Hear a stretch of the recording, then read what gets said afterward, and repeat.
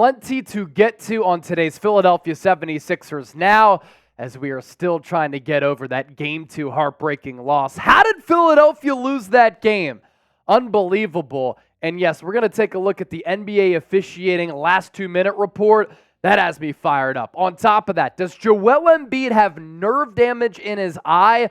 And we're going to look ahead to Game 3 on Thursday. First, want to say thank you to all of the real ones out there for joining us for our watch parties for the play-in game against Miami and then games 1 and 2 against New York. We will be live for the NFL Draft on Thursday night for Game 3. Unfortunately, no watch party, but we will be back for a Game 4 watch party right here on 76ers Now. And if you've joined us, please type me. We want to show you some love back down in the comment section right now. Let's start off on the Joel Embiid injury front. What do you know? The process injured once again, but we're not talking about the knee. We're talking about the eye issue that he's dealing with that in the pregame show to Game 2, we were discussing because he left Madison Square Garden after Game 1 with shades.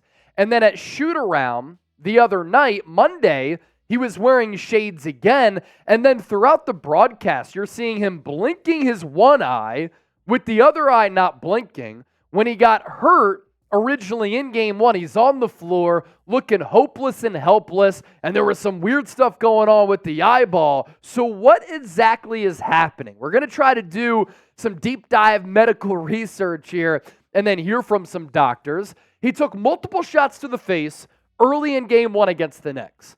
Multiple clips since circulating on social media have shown Embiid not being able to blink his left eye.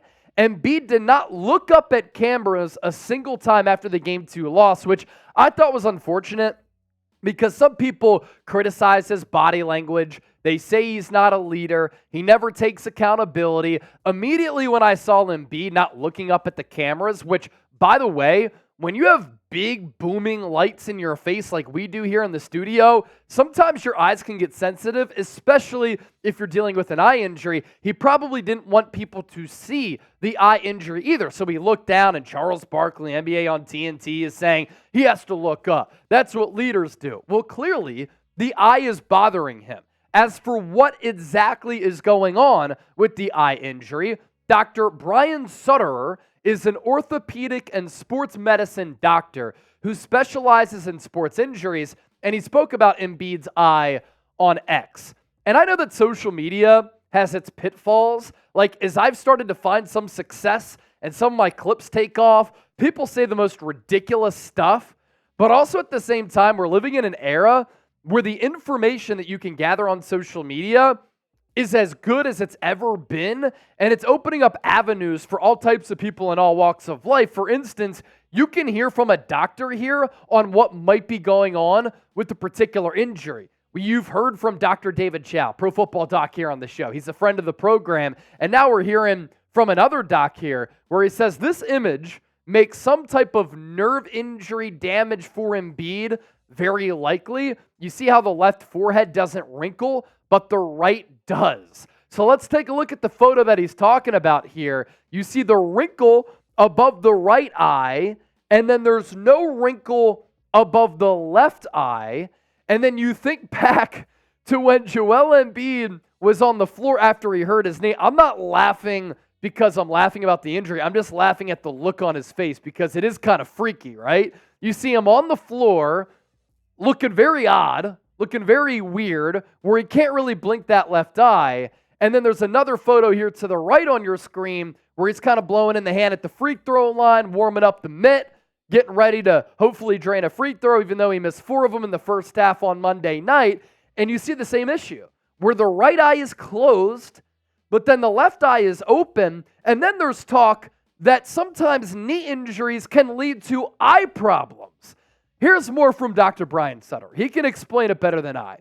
I think the team should come out and say something because clearly there's something going on with Embiid. He's bothered by his eye. He doesn't want to show it. He's wearing sunglasses. People are talking about his funny blinking stuff.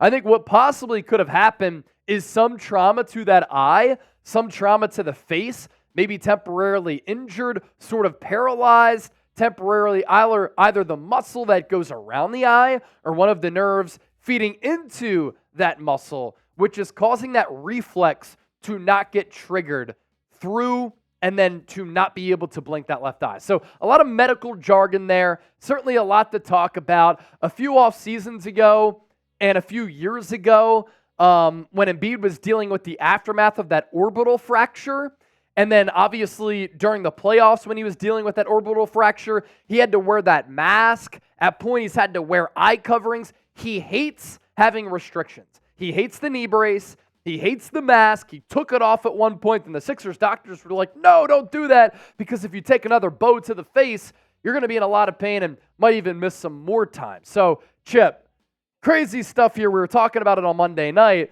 and then it further becomes more of a talking point after they played on Monday night, and then people saw that the eye, clearly something was up with it. Yeah, it's crazy. And, doing these watch parties and watching the games, I've seen throughout it, he clearly just cannot. There's something going on in the eye. Yeah. I just feel so bad for him, first of all, because he gets all these, it's every year. Every postseason. Face injury, knee injury. It's just always something that, honestly, I've never seen before. And I like what Dr. Brian Sutter said. I don't understand why the Sixers, there's obviously something going on. There is some speculation. There's a lot of speculation around this, first of all. Nothing's confirmed. Nothing's been said by the team, which is unfortunate. I wish the team would say something about it.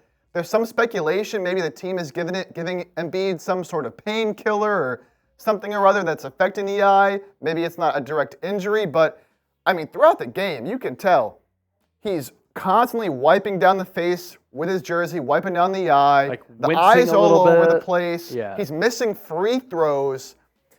It's unfortunate. I wish the team would come out and say something because it's clearly bothering him. I'm sure at some point we'll figure out something, even if it's after the playoffs are over. But just a freak thing to hear from a doctor say, I think he might have a nerve issue in his eye, doesn't sound good. Again, just hoping for the best for Embiid, man. Hoping he gets well, because it's just so unfortunate for him. Dude's trying to gut it out right now. I give him a lot of props. And in games 1 and 2, all things considered, with the knee, clearly not close to 100%, I give him a lot of credit. And I know it's only a first-round series. If the Sixers come back to win this series, he continues to play well, he deserves so much praise. And he already deserves praise for the way that he's been battling and just the toughness that he's exuding. Now, coming up next, Sixers are going to have to come back from that 2-0 deficit because NBA officiating continues to be an absolute joke. NBA releasing its last 2-minute report. It does nothing to change the result of Game 2. It makes you more angry, and it just makes you even more pissed off with how Game 2 transpired. We'll get to that coming up. First, let's get to our sponsor and pay the bills for the show. That is Prize Picks, the #1 daily fantasy sports app in North America, the only DFS app that I use, and the largest independently run daily fantasy sports app as well. What Prize Picks does, they make daily fantasy so easy, where all you have to do is you pick 2 or more players, you choose more or less on their projected stat totals, and you can win up to 25 times your money. You can get off to a good start by getting a $100 deposit match at prizepicks.com/CLNS and use the code CLNS. Our selections for this Wednesday's slate, 2 games in action, Miami Heat, Boston Celtics, and then New Orleans Pelicans, Oklahoma City Thunder. Derek White, I like the more than 13 points. Nikola Jovic, more than 4.5 rebounds. And then Tyler Hero, more than 20.5 points without Jimmy Butler. Somebody's got to score in volume. I think Hero does just that. So with Prize Picks, you pick more, pick less, win big money, withdraw your winnings safely, all within the Prize Picks app. $100 deposit match, prizepicks.com/CLNS. So the NBA releasing its last 2-minute report. We're also going to look ahead to 76ers-Knicks Game 3. And what the last 2-minute report confirmed is what we knew. Nick Nurse should have been awarded a timeout. He wasn't. Tyrese Maxey did not push off on Josh Hart or Jalen Brunson. Jalen Brunson fouled Maxey on the inbounds from Kyle Lowry by pulling his jersey, affecting his ability to catch the basketball. And then Hart fouled Maxey after catching the inbounds pass. What pisses me off about this is that nobody is ever held accountable when these last 2-minute reports show that the officials clearly made errors, they did not make the right calls, and it's not just one call. That is several calls that we just showed you. The other part of this, which is a fucking joke, and I don't curse a lot here on the show, but I am pissed off, is that the NBA did a study that showed that in the final couple minutes of games, calls go against the Sixers more so than any team in the NBA. Now, I'm not sure if Wilt Chamberlain bagged a distant cousin of Adam Silver.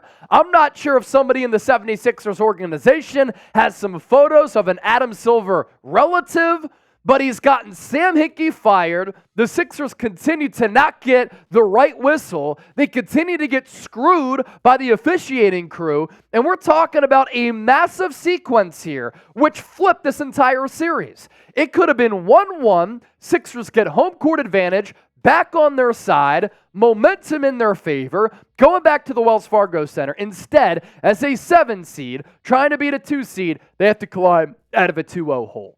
Chip, another part that just pisses me off about the last 2-minute report, it makes you even angrier because you know the mistakes were made by the officiating crew. It is so frustrating. And look, I'm never one to blame refs.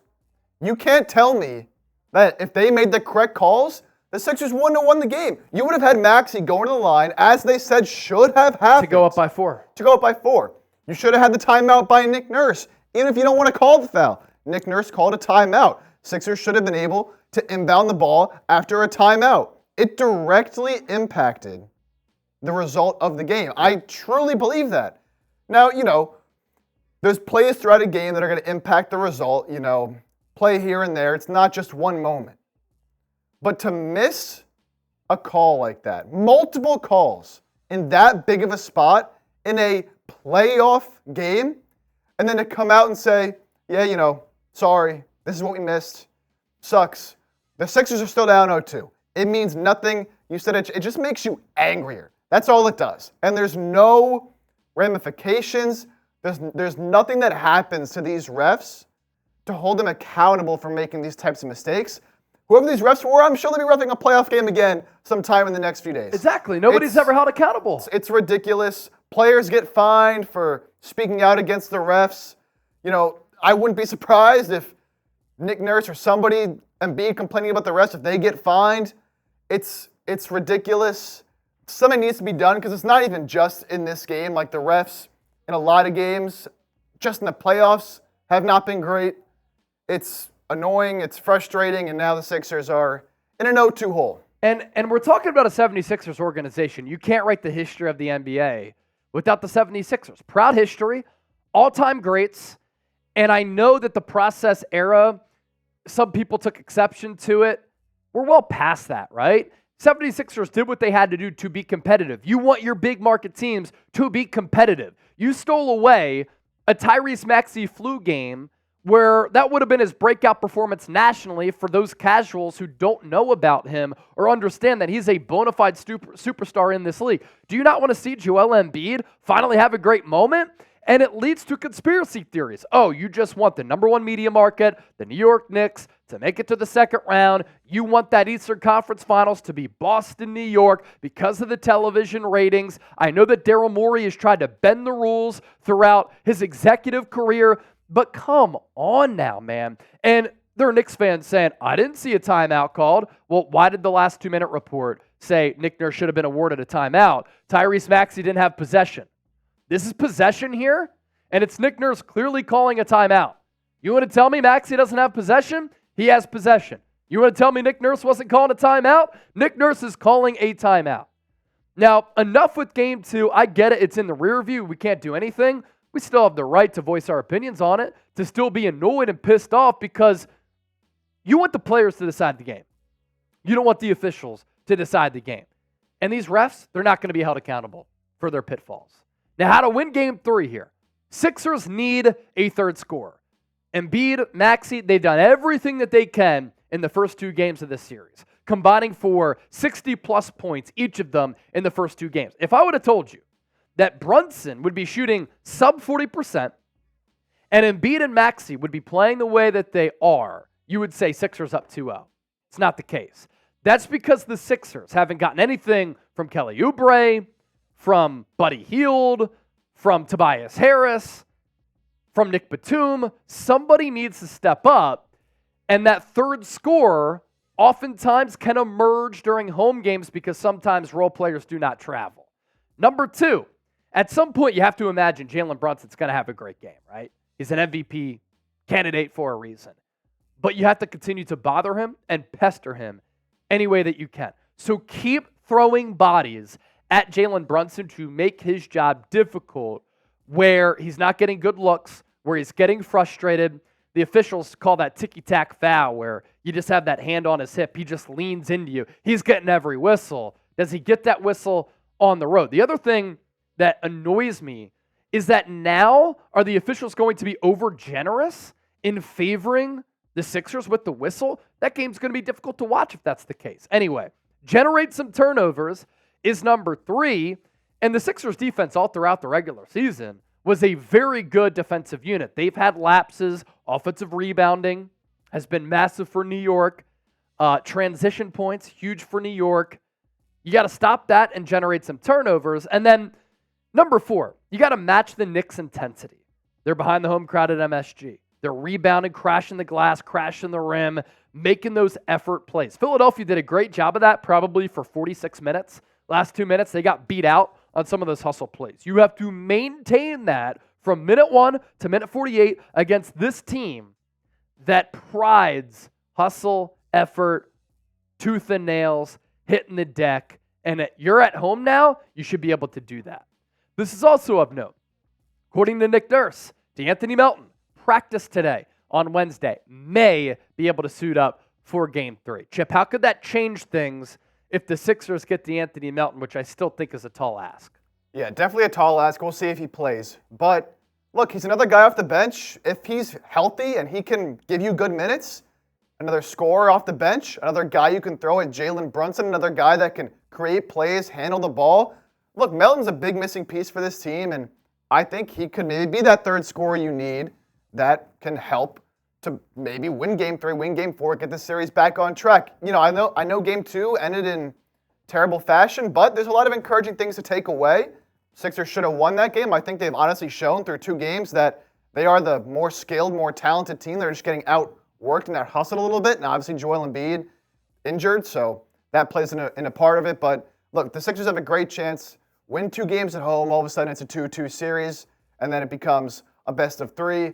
If Melton comes back, that helps. If he doesn't, going to need someone to step up. Do you put in a Ricky Council? I'm not even sure how much he'd help at this point. He's not really a bucket getter that the Sixers need. Effort, though? Hustle, effort and hustle.